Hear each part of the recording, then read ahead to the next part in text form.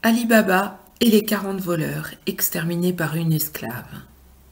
Un conte oriental traduit par Antoine Galland au XVIIIe siècle, extrait des 1001 nuits. Le capitaine, qui vit son dessein avorté, se rendit à la grande place où il fit dire à ses gens, par le premier qu'il rencontra, qu'ils avaient perdu leur peine et fait un voyage inutile, et qu'ils n'avaient d'autre parti à prendre que de reprendre le chemin de leur retraite commune. Il en donna l'exemple, et ils le suivirent tous, dans le même ordre qu'ils étaient venus.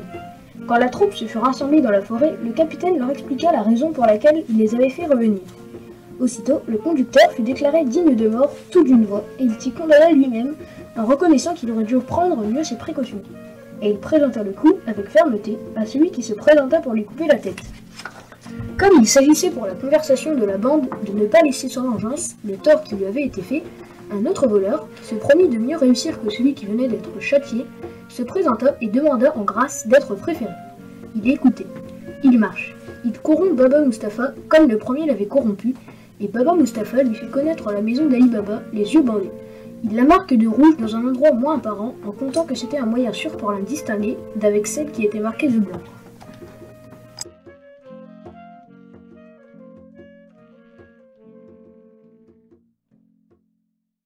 Mais peu de temps après, Morgane sortit de la maison, comme le jour précédent.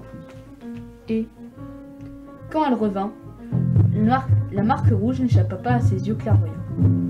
Elle fit le même raisonnement qu'elle avait fait, et ne manqua pas de faire la même marque au crayon rouge aux autres portes voisines et au même endroit. Le voleur, à son retour vers sa troupe dans la forêt, ne manqua pas de faire valoir la précaution qu'il avait prise, comme infaillible, disait-il. Pour ne pas confondre la maison d'Ali Baba avec celle des autres, le capitaine et ses gens croient avec lui que la chose doit réussir.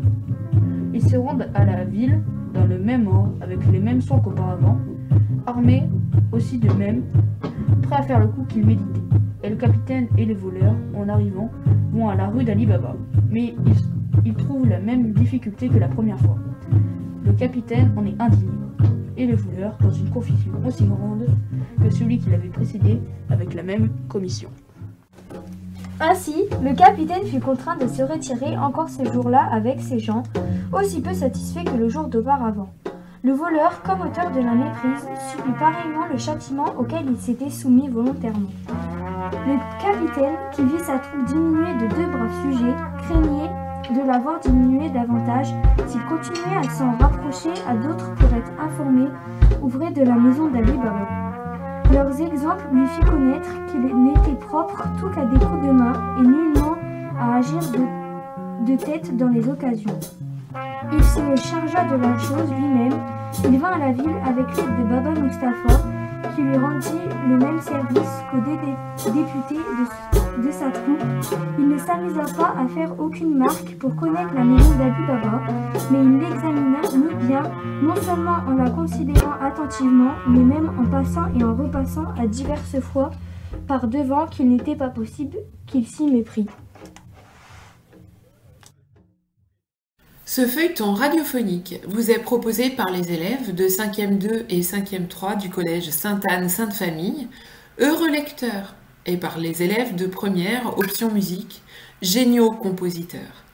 L'ensemble a été supervisé par Monsieur Butez, Madame Lallier, Paul et Ariane, Madame Lepage, et diffusé sur vos ondes grâce à la web radio Stepha.